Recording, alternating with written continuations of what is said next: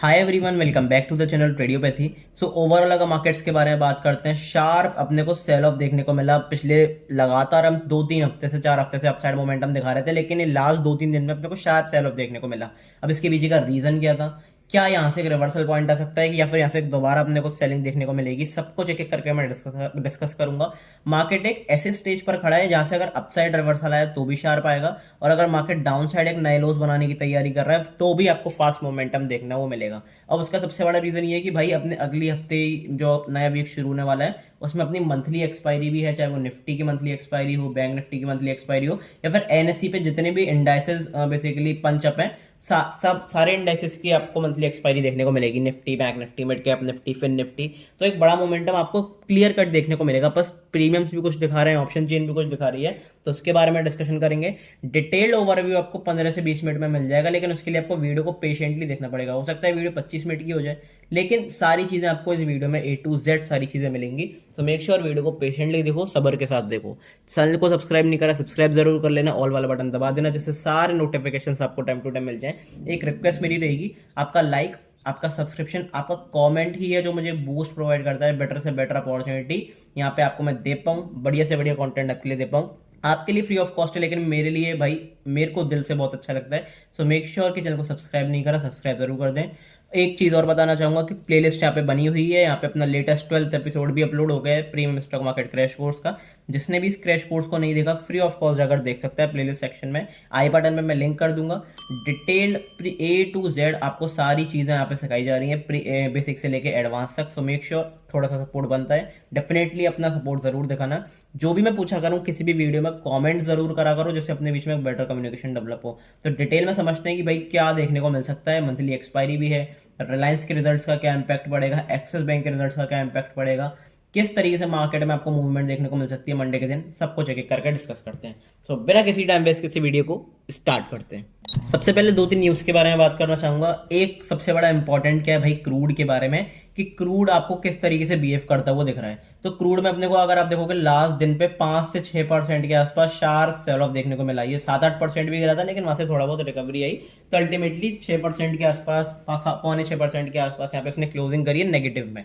तो ये एक अच्छा साइन है स्टॉक मार्केट के लिए, पॉजिटिव साइन है स्टॉक मार्केट्स के लिए। अब ये काफी ज्यादा इंपैक्ट करेगा नहीं करेगा वो तो देखो अपने को मंडे को ओपनिंग पे पता चलेगा कि क्रूड ऑयल खुलता कहाँ है। और बेसिकली 9 बजे MCX वाले क्रूड ऑयल का खुलता है, गिफ्ट निफ्टी का खुलती है, ग्लोबल मार्केट्स किस तरीके से खुलते हैं उसके बारे में तो हम बात करेंगे। लेकिन फिलहाल अभी रिलायंस के रिजल्ट्स आए हैं, तो उसके बारे में बात करना चाहूंगा। तो रिलायंस का GDR मैं आपको लगा के दिखाता हूँ, एक सेकंड रुकना।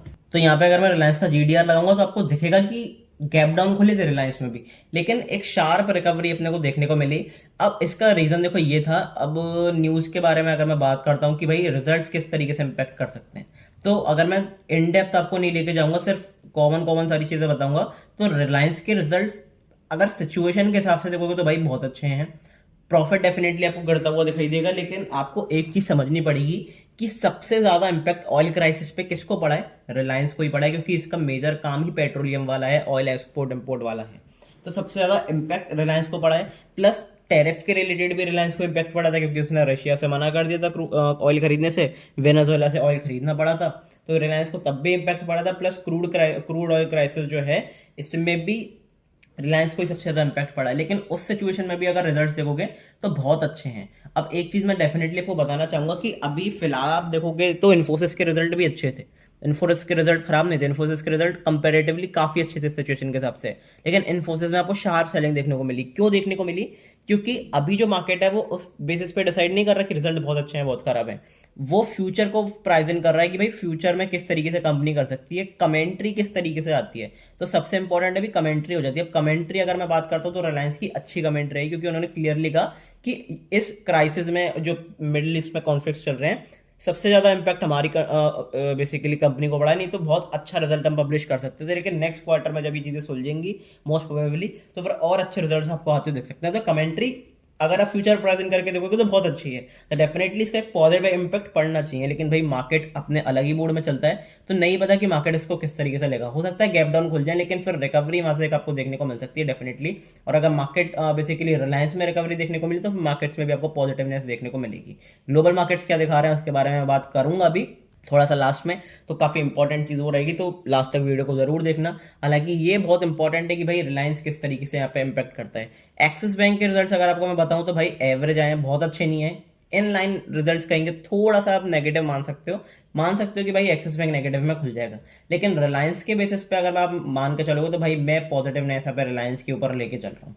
ये सिंपल सा मेरा एक ओवरव्यू रहेगा। मार्केट नेगेटिव लेता नहीं लेता वो मुझे पता नहीं, लेकिन यहाँ पे पॉजिटिव रिजल्ट्स रिलायंस के पिछले अगर आप सिनेरियो को देखोगे तो डेफिनेटली आए हैं। ठीक है, बात करते हैं कि भाई मार्केट्स में क्या देखने को मिल रहा है। उससे पहले आपको एक चीज़ बता दूं कि भाई टेलीग्राम ज्वाइन नहीं करा है, जरूर कर लेना। लिंक आपका डिस्क्रिप्शन में है, पिंड कमेंट में, चैनल के बायो में। फ्री ऑफ कॉस्ट आप इस ग्रुप को ज्वाइन कर सकते हो। सिर्फ आपको नीचे जो लिंक दिया हुआ है उस पर डीएम करना है। प्राइवेट ग्रुप है, फ्री ऑफ कॉस्ट है, ग्रुप ज्वाइन हो जाओगे। 5 मिनट का एक नॉमिनल प्रोसेस है, फ्री ऑफ कॉस्ट आप इस ग्रुप में ज्वाइन हो सकते हो। सारी अपडेट्स, सारी अपॉर्चुनिटीज, सारी न्यूज, सारी ट्रेडिंग सेटअप्स, मेरी पर्सनल पोजीशन, मेरी पर्सनल अपॉर्चुनिटीज, सारे सेटअप्स, पिन पॉइंट लेवल्स, सब कुछ A to Z आपको इस चैनल पे पता चलता है, इस टेलीग्राम ग्रुप पे लाइव मार्केट में। तो मेक श्योर ज्वाइन नहीं करा है, जरूर जाके ज्वाइन कर लो। अब बात करते हैं कि भाई मंडे को निफ्टी के लिए क्या हो सकता है, वीकली टाइम फ्रेम पे, बड़े टाइम फ्रेम पे क्या देखने को मिल रहा है, एक एक करके डिस्कस करते हैं। मैंने आपको एक रेंज बताई थी, पिछले 1-2 हफ्ते से बताता हुआ आ रहा हूँ, 24,500 से लेके 24,600। ये मेरे लिए कहीं ना कहीं रिवर्सल वाला एरिया था। यहाँ पे मैंने भी अच्छी खासी एक सेलिंग की पोजीशन बनाई थी, अच्छा खासा यहाँ पे प्रॉफिटेबल ट्रेड मेरा रहा। अभी देखो उसका रीजन क्या था, इसके 2 मल्टीपल रीजन मैंने आपको बताया था, 2 से 3 मल्टीपल रीजन। सबसे पहला एक जो रीजन आप देखोगे कि वो आपको भाई इंडिकेटर दिखा रहा था, 20 EMA जो था वो यहाँ पे इसी एरिया के आसपास आ रहा था। यहीं से मार्केट ने थोड़ा सा इसके ऊपर जाना चाहा, लेकिन वहां से कहीं ना कहीं प्रॉपर अपने को रिजेक्शन देखने को मिला। और एक नॉर्मल सी बात है, जब ये EMA आपका डाउनवर्ड डायरेक्शन में जा रहा है तो फिर कहीं ना कहीं वहां से एक सेलिंग देखने को मिलती थी। दूसरा अपना एक इंपॉर्टेंट रीजन था जो कि 24,600 का एरिया था, यहाँ से हमने सपोर्ट लिया, यहाँ से सपोर्ट लिया। अब काफी सारे लोग पता है क्या सोचते हैं कि जब पैराबोलिक मार्केट गिर रहा है तो फिर पैराबोलिकली रिकवर कर जाएगा। ऐसा आपको सिर्फ 0.1% केसेस में देखने को मिलता है, और मोस्ट प्रोबेबली वो केस नहीं था। क्योंकि अगर मार्केट को ऐसे रिकवर करना भी है तो मार्केट हो सकता है कि इस बॉटम के आसपास दोबारा एक बार टच करे, फिर दोबारा रिकवरी दे। अगर मार्केट को रिकवर करना है, जो लोअर लेवल्स है वो अपने पर्सनल गेम प्लान वाली वीडियो में मैं ऑलरेडी बता चुका हूँ। इस वीक अपनी कोई पर्सनल गेम प्लान वाली वीडियो नहीं आएगी, क्योंकि आज संडे है तो फिर 2 वीडियोस लाना थोड़ा सा मुश्किल हो जाता है। तो लास्ट में पर्सनल गेम प्लान वाली जो वीडियो है, तो इस वीडियो को आप जाके देख लेना चैनल पे, आपको डिटेल में पता चल जाएगा कि भाई पोर्टफोलियो किस तरीके से मैनेज करना है, अच्छी बड़ी पोजीशंस किस तरीके से बना सकते हो, कौन से लोअर लेवल्स भी आपको टेस्ट होते देख सकते हैं। तो वो मैं इस वीडियो में डिटेल में बता चुका हूँ, बार बार नहीं बताऊंगा।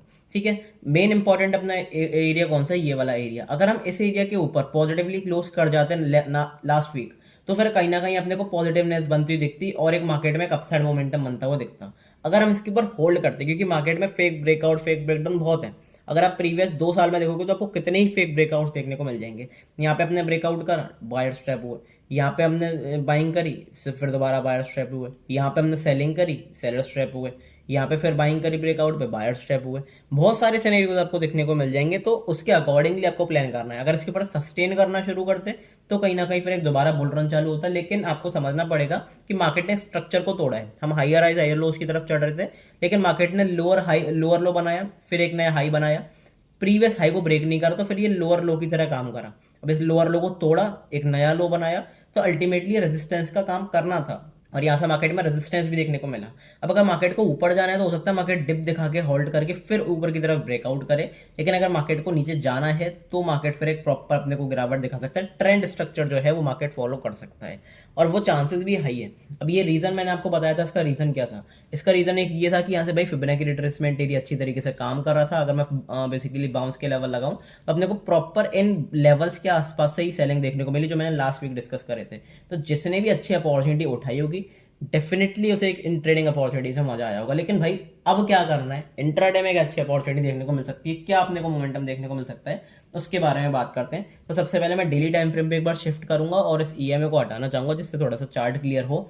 काफी सारे लोगों के मन में गैप पेंडिंग था, तो पता है उससे होता क्या है, यहाँ पे गैप अप खोले तो लोगों ने यहाँ पे सेल करना चालू कर दिया इस एरिया के आसपास, और मार्केट फिर उनके सारे SL मार्केट ने खाए।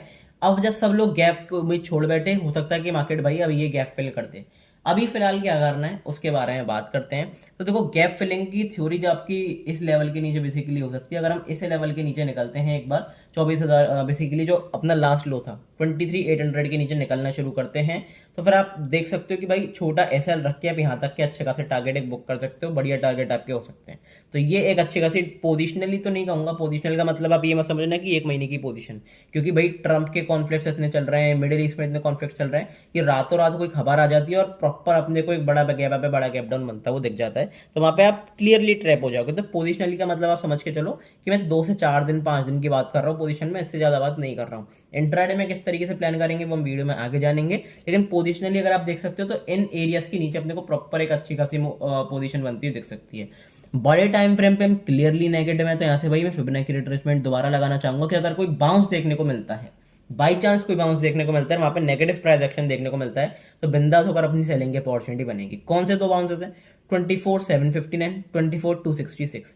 इन दो एरियाज के आसपास हम जाते हैं, नेगेटिव कैंडल की क्लोजिंग करते हैं, नेगेटिव प्राइस एक्शन बनाते हैं डेली टाइम फ्रेम पे, बिंदास होकर एक सेलिंग की अपॉर्चुनिटी बनेगी और बेटर रिस्क रिवॉर्ड के साथ आपको एक शार्प सेलिंग की अपॉर्चुनिटी मार्केट्स में देखने को मिल सकती है। तो उसके अकॉर्डिंगली आप डेफिनेटली प्लान कर सकते हो। इंट्राडे में हम बाइंग करके चलेंगे, किन एरियाज के आसपास मोमेंटम आएगा वो सारी चीजें डिस्कस करेंगे, लेकिन आपको डिफरेंस समझना पड़ेगा कि पोजिशनल में और इंट्राडे में क्या डिफरेंस है। इंट्राडे का मतलब आप सेम डे पर मोमेंटम कैप्चर कर रहे हो, चाहे वो अपसाइड मोमेंटम हो चाहे वो डाउनवर्ड मोमेंटम हो, लेकिन यहाँ पे भी हम ट्रेंड को कैप्चर कर रहे हैं, ट्रेंड के साथ चल रहे हैं, प्रॉपर अपना स्ट्रक्चर देख रहे हैं। तो यहाँ पे हम लोअर के स्ट्रक्चर में हैं, तो यहाँ पे फिर प्रॉपर आपको सेलिंग भी बनती दिखेगी। इंट्राडे में किस तरीके से प्लान करना है उसके बारे में एक एक करके डिस्कस करते हैं। एक बार मैं फिर बताना चाहूंगा, सारे पिन पॉइंट लेवल जो होते हैं कि भाई मोमेंटम कहाँ पे आपको बुक करना है, कहाँ पे अच्छी अपॉर्चुनिटी मिल सकती है, कौन से लेवल से आपको अच्छे मोमेंटम मिल सकते हैं, वो सारे लेवल्स मैं आपको सुबह के टाइम पे यहाँ पे टेलीग्राम ग्रुप पे बता देता हूँ। मेक श्योर लिंक नीचे दिया हुआ है, वहां से जाके ज्वाइन कर लो। बात करते हैं कि भाई अच्छा मोमेंटम आपको कहाँ पे देखने को मिल सकता है इंट्राडे बेसिस पर, तो उसके बारे में मैं बात करना चाहूंगा। सबसे पहले लगाते हैं भाई फिबोनाची रिट्रेसमेंट एरिया, क्योंकि अभी तक अपना स्ट्रक्चर इंटैक्ट है, बहुत ज़्यादा हम नेगेटिव नहीं हुए, तो अभी भी मैं बाय ऑन डिप्स के ऊपर ही काम करना चाहूंगा। तो दो लेवल्स मेरे लिए इंपॉर्टेंट रहेंगे बाय ऑन डिप्स के लिए, 23,679, 23,395। इन दो एरियाज के आसपास हम आते हैं, पॉजिटिव प्राइस एक्शन बनाते हैं, पॉजिटिव सपोर्ट फॉर्मेशन बनाते हैं, पॉजिटिव कैंडल की क्लोजिंग मस्ट है, अगर वो मिलती है 15 मिनट टाइम फ्रेम पे, ऑन द अपसाइड आपको एक शार्प अपना मोमेंटम मिल सकता है और इंट्राडे बेसिस पर आप एक अच्छी खासी बाइंग बुक कर सकते हो, अच्छे खासे आपको प्रॉफिटेबल ट्रेड्स हो सकते हैं। मैं फिर दोबारा याद दिलाना चाहूंगा कि भाई बड़े टाइम फ्रेम पे हम नेगेटिव है, लेकिन इंट्राडे बेसिस पर जो भी मोमेंटम होगा उसे हम कैप्चर अच्छी तरीके से कर सकते हैं। तो उसके लिए आपको प्राइस को देखना पड़ेगा, और प्राइस अगर पॉजिटिवनेस दिखाता है तो फिर हम बाइंग की तरफ भी यहाँ पे देख सकते हैं, उसमें कोई बुराई नहीं है।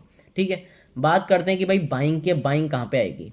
सबसे पहले बाइंग का जो आपका एरिया है भाई वो है ये वाला एरिया। अगर मैं बात करना चाहूंगा, दो बाइंग अपने, एक दो बाइंग हो गई डिप के ऊपर, दूसरी अपनी बाइंग आएगी अब 24,000 के ऊपर। अगर हम 24,000 के ऊपर निकलते हैं, निकलने से काम नहीं चलेगा, पॉजिटिव कैंडल की क्लोजिंग देखने को मिलती है 15 मिनट टाइम फ्रेम पे, ऑन द अपसाइड आपको एक शार्प मोमेंटम बनता हुआ दिख सकता है, क्योंकि 24,000 पे टेक्निकली भी आप देखोगे तो काफी सारे कॉल राइटर्स होंगे जिनके एसएल होंगे। एक बार 24,000 के ऊपर निकलना शुरू करेंगे तो फिर आपको एक एक्सजरेटेड बाइंग देखने को मिलेगी, प्रॉपर बाइंग का मोमेंटम बनता हुआ दिखेगा, और यहाँ से हमने रेजिस्टेंस भी लिया और कहीं ना कहीं इसी एरिया से सेलिंग गई। तो अगर इसके ऊपर दोबारा निकलते हैं तो यहाँ पे जितने भी सेलर्स हैं 24,000 के नीचे जिन्होंने भी सेलिंग करी वो ट्रैप होंगे, सबके एसएल कटेंगे, तो मार्केट में एक शार्प बाइंग, एक आपको सकता है शॉर्ट कवरिंग भी बनती हुई दिख जाए। तो उसके लिए आपको प्रिपेयर होकर रहना है, क्योंकि मंथली एक्सपायरी है, हाई वॉलेटाइल मूव्स होंगे, तो उसके लिए अपने को प्रिपेयर करके रहना है। अभी किस तरीके से मोमेंटम आएगा, क्या ऑप्शन जिन दिखा रही है वो हम जानेंगे, लेकिन फिलहाल अभी सेलिंग के अपॉर्चुनिटी की बात करते हैं कि भाई सेलिंग की अपॉर्चुनिटी कहाँ दिखेगी। सेलिंग की अपॉर्चुनिटी आपको दिखेगी सिंपल से 23,800 के नीचे, 23,800 के नीचे अपने को अगर नेगेटिव कैंडल की क्लोजिंग बनती हुई दिखती है 15 मिनट टाइम फ्रेम पे, इंट्राडे बेसिस पर आप एक अच्छी खासी सेलिंग कर सकते हो। लेकिन एक चीज आपको ध्यान रखनी है कि ये एरिया बहुत इंपॉर्टेंट है, जो मैंने अभी आपके सामने डिप के एरियाज बात करें, तो टाइम टू टाइम आपको एरियाज के आसपास बुक आउट करते हुए रहना है। अब देखो किस तरीके से अपॉर्चुनिटी फाइंड आउट कर सकते हो। अगर हम एरिया के नीचे निकलते हैं, नेगेटिव कैंडल की क्लोजिंग करते हैं, तो फिर अभी ये एरिया पे सेलिंग अपॉर्चुनिटी प्लान कर सकते हो, और यहाँ पे अगर हम पॉजिटिव प्राइस एक्शन बनाते हैं क्योंकि अपना डिप का एरिया है, तो इस एरिया के आसपास आप दोबारा रिवर्सल के लिए ट्रेड कर सकते हो, तो अच्छी अपॉर्चुनिटी मिलेंगी, बड़े मोमेंटम आपको बनते देख सकते हैं, उससे रिलेटेड आपको अपनी ट्रेडिंग अपॉर्चुनिटी फाइंड आउट करके चलनी है। बात करते हैं कि भाई ऑप्शन चेन क्या कह रही है। तो देखो ऑप्शन चेन में तो मोमेंटम आपको क्लियरली दिखेगा, विक्स अपनी कहीं ना कहीं इंक्रीज होते हुए देखिए, मार्केट में अभी भी फियर है, क्योंकि जो पीस टॉक्स हैं पाकिस्तान में जो इस्लामाबाद में होनी है बेसिकली अमेरिका के बीच में और ईरान के बीच में, वो अभी तक नहीं हुई है। तो मार्केट को डर है कि कोई अगर ट्रेड बेसिकली डील नहीं हुई, पीस स्टॉक्स नहीं हुई, तो मार्केट में फिर दोबारा एक फियर आ जाएगा, मार्केट फिर दोबारा आपको सेल ऑफ दिखा सकता है, या फिर मतलब कोई भी चीज निश्चित नहीं है, डिसीजन मेकिंग नहीं है अभी कोई भी, तो उसका मार्केट को डर है। पीसीआर की बात करता हूँ 0.67, काफी सारी मतलब एक आप मान सकते हो कि ओवरसोल्ड कैटेगरी में ही है, हालांकि हमने 0.42 तक भी जाते हुए देखा है, तो ऐसी कोई बड़ी बात नहीं है, लेकिन यस पीसीआर जो है वो बहुत वीक है, हो सकता है कि एक बाइंग देखने को मिल जाए अगर कोई पॉजिटिव प्राइस एक्शन बनता है। ऑप्शन चेन की बात करता हूँ भाई, प्रीमियम्स में आपको एक्सट्रीमली हाई प्रीमियम्स दिखेंगे, सिर्फ अपने 2 दिन रह गए, मंडे और ट्यूसडे। और इतने बड़े इतने महंगे प्रीमियम्स, 200 पॉइंट के आसपास प्रीमियम, 160, मतलब ऑलमोस्ट आपको 360 पॉइंट्स के आसपास प्रीमियम आपको बनते हुए दिख रहे हैं एट द मनी स्ट्रेडल पे। इसका मतलब जो मोमेंटम है वो आपको मार्केट जो है वो मान के चल रहा है कि 300 350 400 पॉइंट का मोमेंटम आपको क्लियर कट देखने को मिल सकता है। तो उसके अकॉर्डिंगली प्लान करना, हो सकता है हम बड़ा गैप अप बड़ा गैप डाउन खुल जाए, जैसे कि मैंने बताया रिलायंस के रिजल्ट्स की वजह से। तो इसमें कोई दिक्कत वाली बात नहीं होनी चाहिए। बात करता हूँ कि भाई अभी फिलहाल कॉल राइटिंग का देखने को मिल रही है, तो अपना इमीडिएट रेजिस्टेंस रहेगा वो 24,000 से ऊपर निकलते निकलते अपना रेजिस्टेंस रहेगा, और मेजर रेजिस्टेंस आपको दिख रहा है 24,200 पर। 15 करोड़ के आसपास कॉल राइटिंग है, तो क्लियरली अपने को एक रेजिस्टेंस दिख रहा है 24,200, 24,100, 24,000 के ऊपर निकलना शुरू करेंगे। तो 24,200 वाली अगर पोजीशंस आपको लाइव मार्केट में क्लोज होती हुई दिखती हैं, तो उसके अकॉर्डिंगली आप प्लान करोगे, और वहां से आपको ये दिखेगा कि जब 24,200 वाले कॉल राइटर्स भागेंगे मार्केट से निकल के अपनी पोजीशंस काटेंगे, तो फिर शॉर्ट कवरिंग जनरेट होती हुई दिखेगी। तो उसके अकॉर्डिंगली आप प्लान करोगे, लाइव मार्केट में जजमेंट लोगे। सपोर्ट की बात करते हो तो सपोर्ट देखो भाई 22,800 पर, 23,800 पर एक्चुअली दिख तो रहा है, पर बहुत ज़्यादा सपोर्ट, कोई एक्सट्रीम सपोर्ट नहीं है। तो अगर 23,800 से निकलना फिसलना शुरू करते हैं, तो फिर आपको 600 700 600 500 तक की भी आपको टारगेट देखने को मिल सकते हैं, 22,500 तक की भी। तो उसमें कोई बड़ी बात नहीं है। अब ऑप्शन चेन क्या कहेगी, लाइव मार्केट में क्या चेंजेस होंगे, सारी चीज़ें आपको टेलीग्राम ग्रुप पर पता चलती हैं। तो अगर आपको नहीं आता है कि भाई किस तरीके से एनालिसिस करनी होती है लाइव मार्केट में, क्या डिसीजन मेकिंग, तो आपकी बेटर हेल्प मैं कर सकता हूँ टेलीग्राम ग्रुप पे। इसलिए कह रहा हूँ कि भाई टेलीग्राम ग्रुप का लिंक डिस्क्रिप्शन में है, ज़रूर जाके वहाँ से ज्वाइन कर लेना। ठीक है, तो हमने ऑप्शन चेन समझ ली, इंट्राडे बेसिस पर समझ लिया, और पोजिशनल बेसिस पर भी हम समझ चुके कि क्या देखने को मिल सकता है। बात करते हैं भाई बैंक निफ्टी में क्या देखने को मिल रहा है। तो बैंक निफ्टी के लिए एक इंपॉर्टेंट एरिया, जैसे कि मैंने लास्ट टाइम भी डिस्कस करा था, वो था अपना 57,700। एक्चुअली 57,700 का ही एरिया था इंपॉर्टेंट एरिया। क्यों ये इंपॉर्टेंट एरिया था, क्योंकि मार्केट ने यहीं से स्ट्रक्चरल शिफ्ट दिखाया था। यहाँ से हमने रेजिस्टेंस लिया, यहाँ से इसके ऊपर हम लगातार सपोर्ट ले रहे थे, एक महीने तक सपोर्ट लिया। ये एक कैंडल वीकली टाइम फ्रेम को डिनोट कर रही है। इसका मतलब अल्टीमेटली हमने एक महीने तक सपोर्ट लिया, फिर यहाँ से अच्छा खासा एक बाउंस दिखाया, अप मूव दिखाया, फिर यहाँ से सपोर्ट लिया, फिर यहाँ से सपोर्ट लेने की कोशिश करी, लेकिन गैप डाउन के साथ हम प्रॉपर यहाँ से गिरावट देखने को मिली, शार्प सेलिंग देखने को मिली। अब ये इसी एरिया के आसपास से बैंक निफ्टी ने यहाँ पे कहीं ना कहीं अपने को सेल ऑफ दिखाया है। क्या होता हुआ दिख सकता है उसके बारे में बात करेंगे, लेकिन ये एरिया क्रूशल है। जब तक इस एरिया के ऊपर अपने को पॉजिटिव क्लोजिंग बनती नहीं दिखती, हम बाइंग के बारे में नहीं सोचेंगे, सिर्फ अपने सेल ऑन राइज पैटर्न्स ही काम करेंगे। अब मैं एक चीज आपको पिछले 2 साल से बताता हुआ आ रहा हूँ कि भाई बैंक निफ्टी जो है ना, वो एक परफॉर्मिंग इंडेक्स है। अगर वो बढ़ता है तो भी तेजी से बढ़ता है, और गिरता है तो भी तेजी से गिरता है। अब काफी सारे लोगों को उसका रीजन नहीं पता होगा। उसका रीजन देखो इतना है कि बैंक निफ्टी में क्या है, सिर्फ बैंक्स हैं।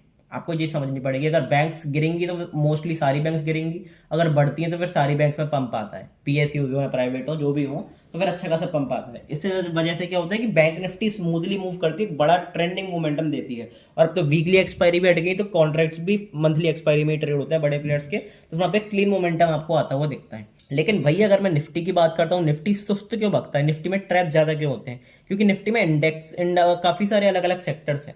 अगर मैं बात करता हूँ, निफ्टी में बैंक्स भी इंक्लूडेड है, निफ्टी में आईटी भी इंक्लूडेड है, निफ्टी में मेटल्स भी इंक्लूडेड है, फार्मा भी इंक्लूडेड है, ऑटो सेक्टर भी इंक्लूडेड है, रियलिटी सेक्टर भी इंक्लूडेड है, बहुत सारे सेक्टर्स इंक्लूड है।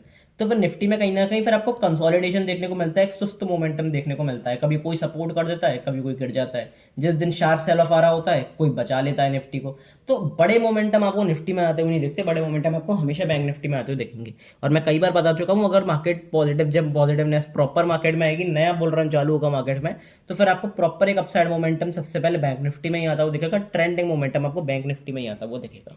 तो उसके लिए आपको देखना पड़ेगा कि कौन सा इंडेक्स अंडर परफॉर्म कर रहा है, कौन सा इंडेक्स आउट परफॉर्म कर रहा है। तो वही सारी चीजें होती है जो आपकी ट्रेडिंग अपॉर्चुनिटी में एज क्रिएट करती हैं। बात करते हैं कि भाई किन बाउंसेस के आसपास से सेलिंग देखने को मिल सकती है, और इन बाउंसेस के आसपास से सेलिंग देखने को मिली है। अगर मैं बात करता हूँ, 2 बाउंसेस हमने डिस्कस कर रहे थे, 57,231, 55,840। उन एरियाज के आसपास से ही आपको सेलिंग देखने को मिली है, और प्रॉपर एक बड़ा मोमेंटम आपको देखने को मिला है। अब क्या करना है, या तो इस एरिया के आसपास नेगेटिव प्राइस एक्शन बना है बाउंस देके, या फिर इस एरिया के आसपास नेगेटिव प्राइस एक्शन बना है इसके नीचे। तो वहां से दोनों केसेस में आपको सेलिंग अपॉर्चुनिटी मिलेगी, क्योंकि ये बेसिकली बाउंस के लेवल्स हैं जहां से आपको अच्छी खासी सेलिंग देखने को मिल सकती है। तो उसके लिए आपको अपॉर्चुनिटी प्लान करके रखनी है, ये आपकी अच्छी खासी अपॉर्चुनिटी हो सकती है। इंट्राडे में किस तरीके से मोमेंटम कैप्चर कर सकते हो, उसके बारे में डिस्कस करते हैं। तो फिलहाल बैंक निफ्टी थोड़ा सा वीकर साइड पे है, बैंक निफ्टी में थोड़ी सी वीकनेस ज्यादा है, तो कोई दिक्कत नहीं है, वीकनेस है, लेकिन अभी भी स्ट्रक्चरल शिफ्ट बहुत ज्यादा नहीं हुआ है इंट्राडे बेसिस पर। बड़े टाइम फ्रेम पे तो हम नेगेटिव है ही, लेकिन इंट्राडे बेसिस पर एक बहुत ज्यादा स्ट्रक्चरल शिफ्ट नहीं हुआ है, तो कोई दिक्कत नहीं है। देखते हैं क्या क्या अपॉर्चुनिटी देखने को मिलती है। 56,240 सबसे पहले भाई ये लेवल मार्क करके रखना अपने चार्ट्स पे। 56,240 इस एरिया के ऊपर अपने को अगर पॉजिटिव कैंडल की क्लोजिंग बनती हुई दिखती है 15 मिनट टाइम फ्रेम पे, स्ट्रॉन्ग कैंडल की क्लोजिंग अच्छे वॉल्यूम के साथ, बिंदास होकर एक बाइंग अपॉर्चुनिटी प्लान कर सकते हो। क्यों? यहाँ से सपोर्ट लिया, सपोर्ट लिया, रेजिस्टेंस लिया, रेजिस्टेंस ले इसके आसपास से ही लिया, एक बार इस एरिया के ऊपर निकलेंगे, प्रॉपर बुल्स की वापसी होगी, इंट्राडे बेसिस पर एक अच्छी खासी आपको बाइंग देखने को मिलेगी। तो ये आपकी एक अच्छी खासी अपॉर्चुनिटी हो सकती है बाइंग के बेसिस पर। डिप के बारे में बात करता हूँ कि भाई कौन से एरिया के आसपास से एक अच्छा मोमेंटम बनता है वो देख सकता है बैंक निफ्टी में। तो ये मैंने लास्ट वीडियो में डिस्कस करा था, इस वीडियो में डिस्कस कर रहा हूँ कि किन एरियाज के आसपास से अच्छी खासी मोमेंटम। अब अगर आप देखोगे लास्ट लेग में जो बाइंग देखने को मिली बैंक निफ्टी में, शार्प बाइंग देखने को मिली और एग्जैक्ट इसी एरिया के आसपास से देखने को मिली जो हमने लास्ट वीडियो में डिस्कस करा था। तो फिर से वो डिप के लेवल डिस्कस कर रहा हूँ, मार्क करके जरूर रखना, अच्छी तरीके से काम करते हैं। 55,676, 54,584 इन दो एरियाज के आसपास कहीं भी आपको पॉजिटिव कैंडल की closing, positive support formation, green candle की क्लोजिंग देखने को मिलती है, अच्छा मोमेंटम देखने को मिलता है, बिंदास होकर एक बाइंग प्लान कर सकते हो, बेटर रिस्क रिवॉर्ड के साथ प्लान कर सकते हो। बेटर रिस्क रिवॉर्ड के साथ कैसे? क्योंकि अगर आप यहाँ पे प्लान कर रहे थे बाइंग तो फिर आपका कहीं ना कहीं एसएल कटा होगा, क्योंकि मार्केट में नॉन स्टॉप बाइंग आ रही थी। लेकिन जब डिप आ गया है, प्रॉफिट बुकिंग आ गई है, तो फिर मार्केट अगर ट्रेंड को कंटिन्यू करता है इस तरीके से तो यहाँ पे एसएल छोटा रहेगा और रिवॉर्ड बहुत बड़े रहेंगे। तो इसलिए आपके बेटर रिस्क रिवॉर्ड के साथ अच्छी खासी प्लानिंग हो सकती है इन एरियाज के आसपास। तो दो ये एरिया जो है दो, वो मार्क करके अच्छी तरीके से आपको रखने हैं। फिलहाल बात करते हैं कि भाई अब सेलिंग की बात करते हैं कि भाई एक सेलिंग का अपॉर्चुनिटी आपको कहाँ पे देखने को मिल सकती है। तो उसके बारे में बात करना चाहूंगा। तो एक सेलिंग की मेरे पास अपॉर्चुनिटी रहेगी भाई इस लेवल के नीचे। इस लेवल के नीचे अगर हम निकलते हैं, ये कौन सा लेवल है एक बार मैं आपको मार्क करके बता देता हूँ, ये वाला 55,832, 55,830 मान लो। 55,830 के नीचे निकलते हैं, नेगेटिव कैंडल की क्लोजिंग करते हैं, बिंदास होकर सेलिंग करेंगे। लेकिन भाई इसके नीचे सेलिंग करना थोड़ा रिस्की रहेगा अगर मैं क्लियरली बताऊं, क्योंकि इसके नीचे जस्ट अपना है कि बेसिकली डिप वाला एरिया आ जाएगा जहां पे हम बाइंग प्लान कर सकते हैं। तो चांसेस है कि मार्केट इसको तोड़े, सारे सेलर्स को इन्वाइट करे, फिर यहाँ पे प्रॉपर अपने को अपसाइड रिवर्सल देखता हुआ मिले। तो मेरे लिए बेटर अपॉर्चुनिटी सेलिंग के लिए रहेगी कि अब ये वाला एरिया है ना, जहाँ पे हमने लगातार सपोर्ट भी लिया, रेजिस्टेंस भी लिया, इस एरिया के नीचे निकलकर अगर हम निकलते हैं, क्लोजिंग करते हैं नेगेटिवली, तो आप अच्छी खासी अपॉर्चुनिटी प्लान करो। एक बार मैं शिफ्ट करना चाहूंगा इस एरिया को और लिखना चाहूंगा कौन सा एरिया है, 55,670 का एरिया। 55,670 के नीचे अगर नेगेटिव कैंडल की क्लोजिंग मिलती है, बिंदास होकर सेलिंग प्लान करेंगे। अब आप पूछोगे कि भाई करना क्या है, आपने यहाँ पे बाइंग का भी बता दिया, सेलिंग का भी बता दिया, आपको कुछ नहीं करना, मार्केट को डिसाइड करने दो। इस एरिया के ऊपर अगर हम पॉजिटिवली एक्ट करते हैं, इस एरिया के आसपास पॉजिटिव प्राइस एक्शन बनाते हैं, एक बाइंग प्लान करी जा सकती है क्योंकि ये डिप वाला लेवल है। लेकिन इस एरिया को भी तोड़ देते हैं और नेगेटिवली एक कैंडल की क्लोजिंग देखने को मिल जाती है 15 मिनट टाइम फ्रेम पे, तो फिर एक अच्छी सेलिंग की अपॉर्चुनिटी आपको प्लान करते हुए मिल सकती है और बढ़िया अपॉर्चुनिटी आपको देखने को मिल सकती है। तो मेक श्योर कि सारी अपॉर्चुनिटीज जो हैं, जो चार्ट्स पे मैंने आपको बताया, अपने चार्ट पर भी प्लान कर लो, जिससे आपको कोई दिक्कत ना हो लाइव मार्केट में। और लाइव मार्केट में सपोर्ट के लिए मैं यहाँ पर हुई, सारे स्टॉक से रिलेटेड, इंडेक्स से रिलेटेड और सारी पिन पॉइंट लेवल्स वगैरह मैं आपको डिस्कस कर देता हूँ। तो मेक श्योर टेलीग्राम ग्रुप जरूर ज्वाइन करा हुआ है। मिलते हैं अगली वीडियो में। अभी तक बेसिकली अपना क्रैश कोर्स नहीं देखा है तो जरूर जाकर एक बार लुकआउट करना। मिलते हैं अगली वीडियो में, तब तक के लिए goodbye, thank you very much.